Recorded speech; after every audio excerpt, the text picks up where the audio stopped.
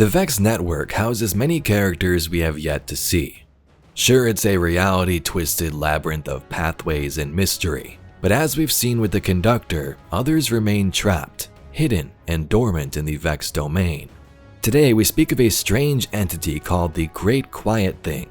Let's take a look.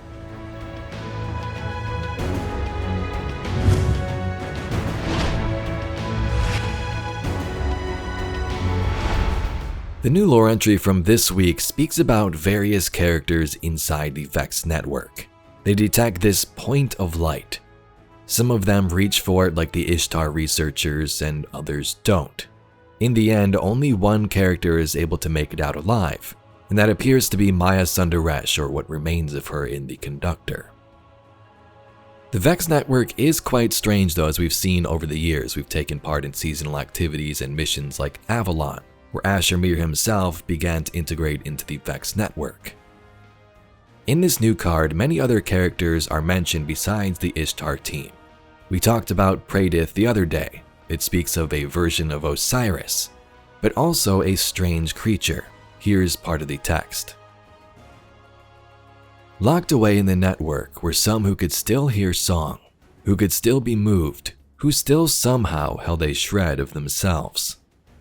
The ones who were kept, the ones who remained, the ones who were hidden. They heard, and they began to reach upward. The Great Quiet Thing, the knotworm, kept its eyes closed and ignored the call. It was too soon, it decided.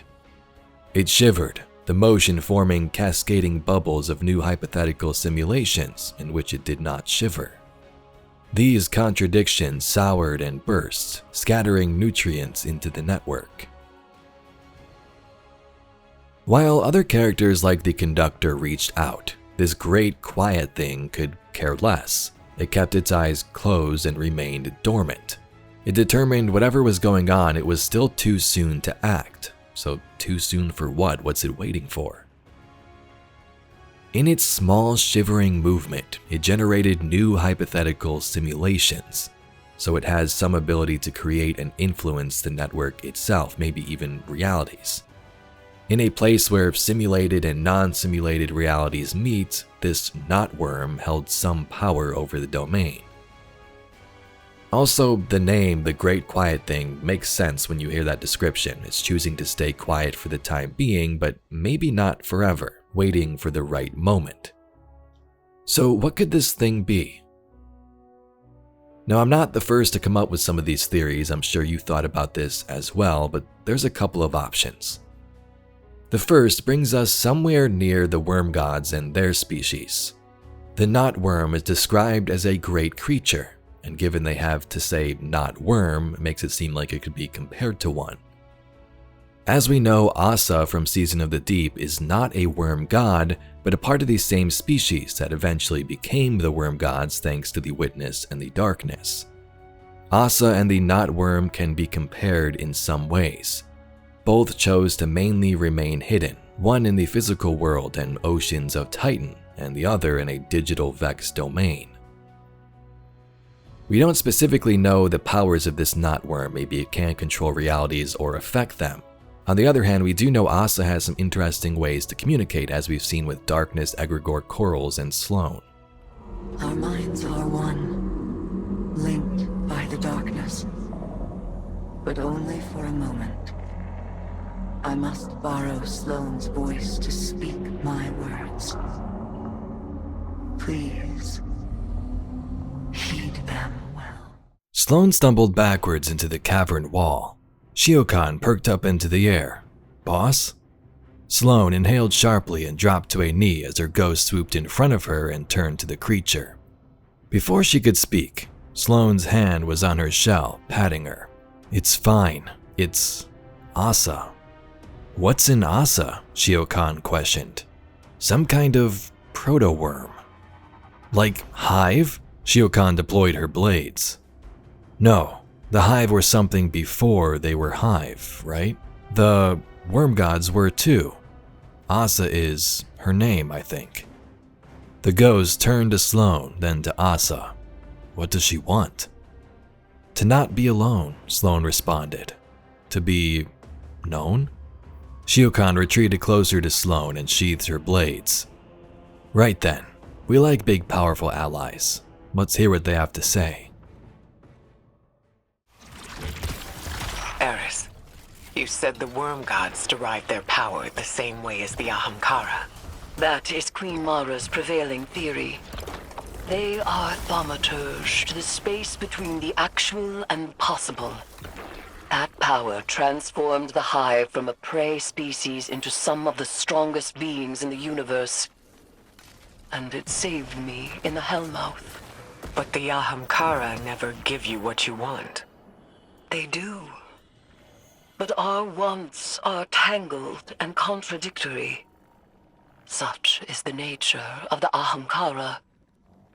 Such is the nature of desire.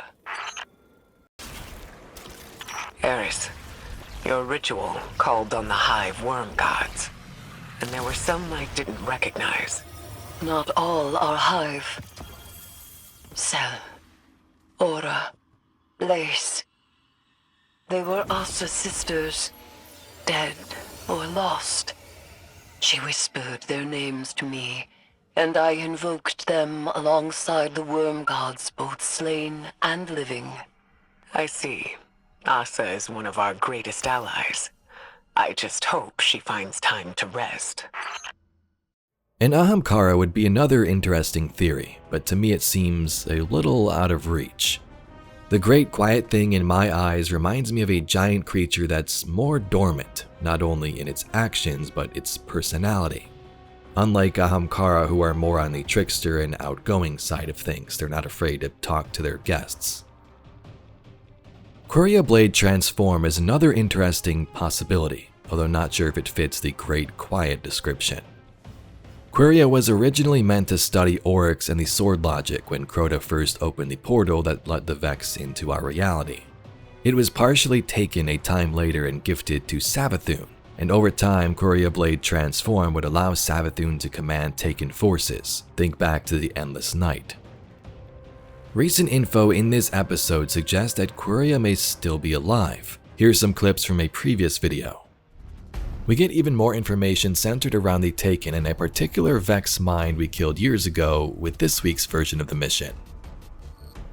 Asset query, the Taken. Reference file, Blade Transform. Corrupted, data degradation critical. The Taken never left the Vex Network. Do they have a commander? Maybe another potential threat. There's a pattern to this infestation. The Taken follow Vex searches, but to intentionally erase source data. Taken corruption is still inside the Vex net. Quria brought it, an infection. The Vex are too afraid to purge it. When Taken die, where do they go? Back to the Ascendant Plane. Then they begin their journey again. But Quria seems more active than anything, contrasting the Knotworm's dormant nature, at least to me. So let us know in the comments down below, what do you think this creature is? The Vex have always been interesting in my opinion, but the Vex network was kind of like, whatever. We've been there a couple times, but is there anything really crazy going on here? We've known Ishtar researchers and Praedyth have been trapped there since Shadowkeep's lore books, but would anything happen? Now that some new lore is beginning to emerge like this, showing us that not only the Ishtar and Praedyth teams are there, but other characters we've never even heard of, definitely makes things a little bit more interesting. Is the Knotworm a worm creature like Asa, now controlled or integrated into the Vex network? Anyway, Guardians, that's all we got for today's video. If you'd like to see some more Destiny, lore, and mysteries just like it, please be sure to subscribe to the channel. I thank you very much for watching, and I'll catch you all in the next video.